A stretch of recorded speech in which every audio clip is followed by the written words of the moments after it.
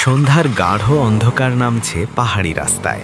Hulk তার zip নিয়ে ধীরে ধীরে এগোচ্ছিল। হঠাৎ বিকট শব্দে পুরো পাহাড় কেঁপে ওঠে। একটি ভয়ঙ্কর বিস্ফোরণ। মুহূর্তের মধ্যেই রাস্তার বড় অংশ ধসে যায়। ঠিক তখনই একটি যাত্রীবাহী বাস নিয়ন্ত্রণ হারিয়ে পাহাড়ের কিনারায় ঝুলে পড়ে। বাসের ভেতর থেকে কান্না আর চিৎকার ভেসে আসে। সবাই বুঝে যায় আর কিছু সেকেন্ড পরেই বাসটা খাদে পড়ে যাবে।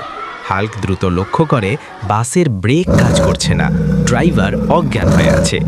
এক সেকেন্ডও দেরি না করে হাল্ক দৌড়ে গিয়ে নিজের শরীর দিয়ে বাসটাকে ঠেকিয়ে ধরে। চারদিকে পাথর ভাঙছে, মাটি সরে যাচ্ছে, পাহাড় কাঁপছে। ঠিক সেই সময় হাল্ক গর্জে ওঠে, বন্ধুরা, যদি আমাকে শক্তি দিতে চাও তাহলে এক্ষুনি লাইক আর সাবস্ক্রাইব করে দাও।